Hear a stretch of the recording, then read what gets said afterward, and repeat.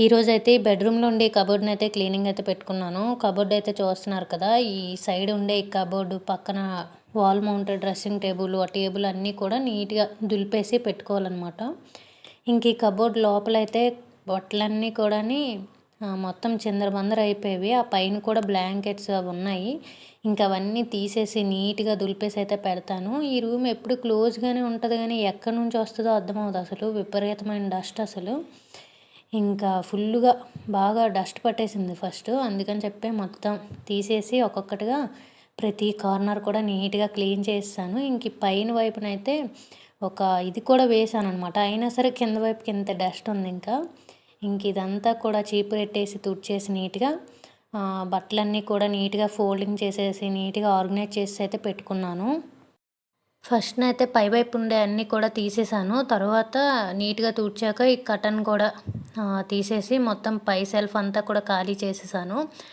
ఇప్పుడు ఈ ఖాళీ చేస్తున్న ఈ సెల్ఫ్‌లో అయితే ఈ మధ్య నార్మల్ బ్యాంగిల్స్ ఇలాంటివన్నీ ఉంటాయి కదా! నెయిల్ పాలిష్ అవన్నీ నేను ఒక బాక్సుల్స్‌లో పెట్టుకొని అలా పెట్టేసేదాన్ననమాట. దానివల్ల మొత్తం కూడాని మిక్స్ అయిపోయి అటు ఇటు అన్నీ అయిపోతున్నాయి.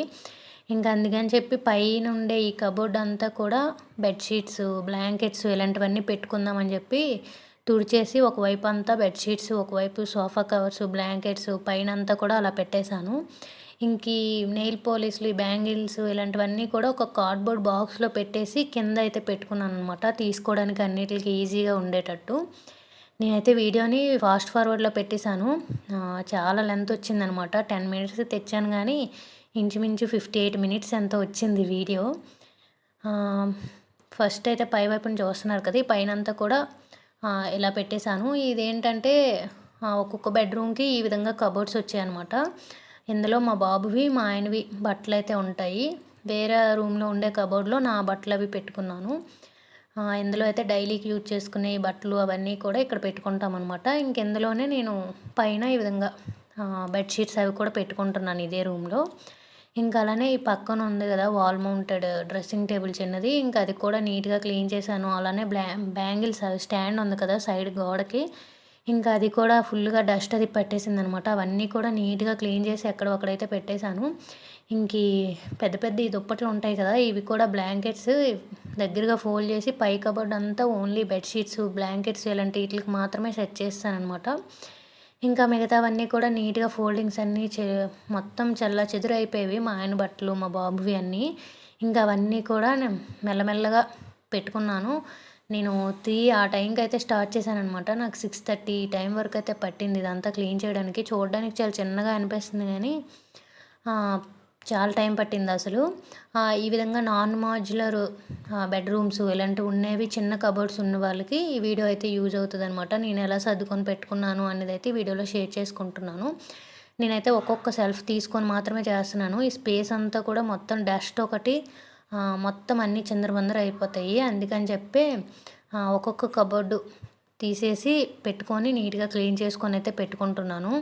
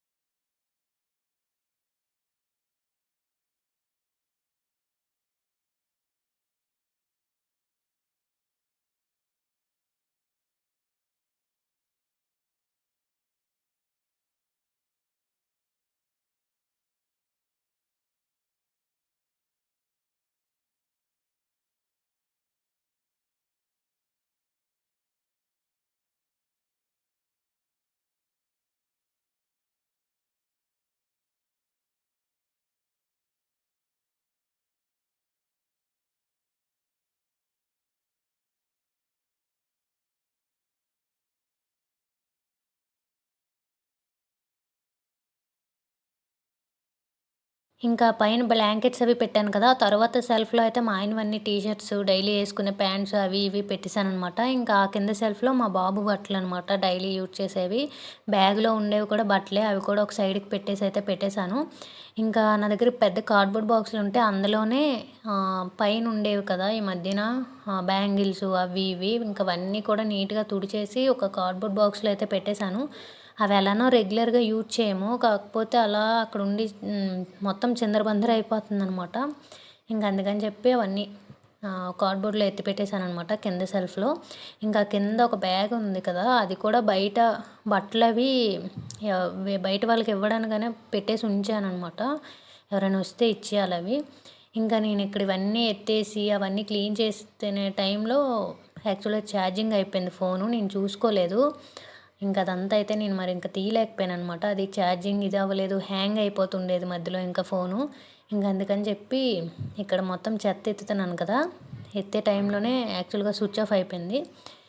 నేనైతే ఆ తర్వాత ఇంకా వాల్ మౌంటెడ్ అవన్నీ అవి కూడా నీట్‌గా తీసేసి తుడిచేశాను. అలానే టేబుల్ ఈ చివరకి ఉంది కదా! దాన్ని కూడా గోడ వైపుగా అటువైపుగా తోసేసి దాన్ని కూడా నీట్‌గా తుడిచేసి అక్కడ ఉండే సామాన్లన్నీ తీసేసి ఓన్లీ ల్యాప్‌టాప్ ఉండేటట్టు పెట్టుకున్నాననమాట. ఫైనల్‌గా ఎలా ఉందో ఇక్కడ మీకు చూపించేస్తున్నాను చూసేయండి. మధ్యలో ఇవన్నీ తుడిచేటప్పుడు తీద్దాం అనుకున్నాను కానీ ఛార్జింగ్ అయిపోయింది. ఇంకా నేను ఆ వాల్ మౌంటెడ్ డ్రెస్సింగ్ టేబుల్‌కి అయితే చుట్టూ నా దగ్గర లైట్స్ ఉండేవి. అవైతే పెట్టాను. ఫస్ట్ అయితే ఇలా ఉండేదనమాట చిందరబందరగా పైన మూటలతో అలాగా.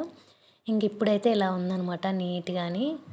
మెయిన్ ఏంటంటే పెద్ద డిఫరెన్స్ కాదు. కొద్దిగా నీట్‌గా ఆర్గనైజ్ చేసి పెట్టుకుందాం అన్నదే థాటు. ఇంక కబోర్డ్స్‌లో కూడా ఎక్కడివక్కడ నీట్‌గా ఉన్నాయి.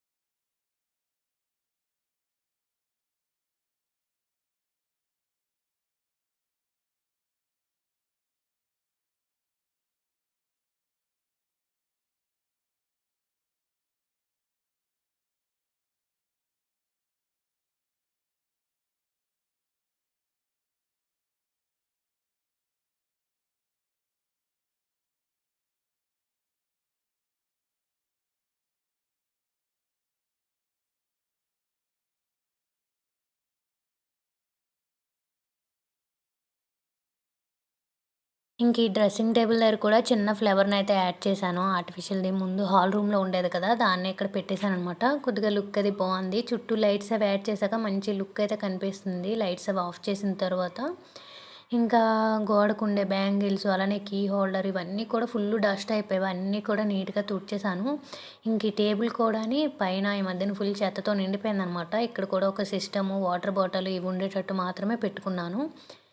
ఇంకా ఫైనల్‌గా అయితే ఈ విధంగా క్లీన్ చేసుకొనైతే పెట్టుకున్నాను. ఈ వీడియోనైతే ఇక్కడితో ఎండ్ చేసేస్తున్నాను. నా వీడియో గనుక మీకు నచ్చినట్టయితే please do like, share and subscribe to my channel. ఇంకో మంచి వీడియోతో మళ్ళీ మీ ముందుకొస్తాను. అప్పటి వరకు వీడియోస్ చూస్తూ ఉండండి. Thank you for watching. Bye bye. See you next video.